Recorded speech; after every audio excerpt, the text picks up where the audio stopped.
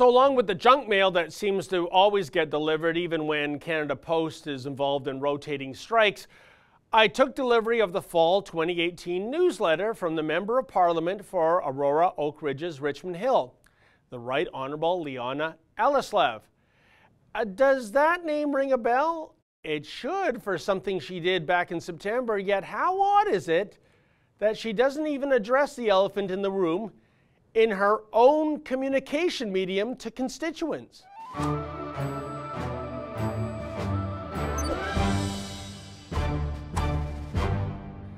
Going back to the first day of Parliament after summer recess, things got off to a rousing start after a Liberal backbencher dropped this bombshell. After careful and deliberate consideration, I must withdraw from the government benches to take my seat among the ranks of my Conservative colleagues and join Her Majesty's Loyal Opposition. Now, let it be said that one is left to wonder why she crossed the floor. Is it due to the economic policies of this Liberal government, or does Elleslev believe that there's a sea change occurring in her riding?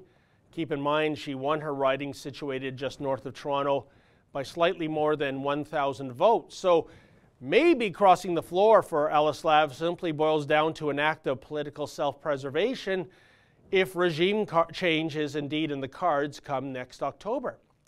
But here's the thing, the quarterly communication issued by an MP allows him or her to state their positions in their own words unedited.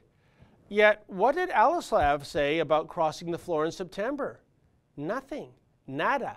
Zilch. Gee, I guess that little nugget just didn't make the final cut. After all, there were tons of really important stuff packed into her newsletter. I mean, check out this item regarding Elleslev visiting the York Region Indian Seniors Club, and thank God for little miracles that she didn't don a Justin Trudeau-inspired Bollywood ensemble for this shindig. Oh, and here's a little something about Elleslev attending the grand opening of Golden Home Cabinetry's new distribution center. Riveting. And here's a must-read piece about Elleslev visiting the Aw Shucks restaurant during Small Business Week. But what about that thingy regarding a switcheroo from Grit Red to Tory Blue? Hello? Anything? Aw shucks indeed. Let it be known that I'm a big fan of the kind of parliamentary democracy we have in Canada. However, it's not perfect, and one of the imperfections is that our system allows MPs to instantly change parties. Whatever Elleslev's true motivation was for switching teams is a moot point. I am no fan of this crossing the floor business, regardless of who is crossing over to where. For better or worse, the people of Oak Ridges, Aurora, Richmond Hill elected Elleslev under the Liberal banner. They voted for Coke, not Pepsi. Now, if Elleslev has had a profound change of heart in terms of political affiliation for whatever reason, fine.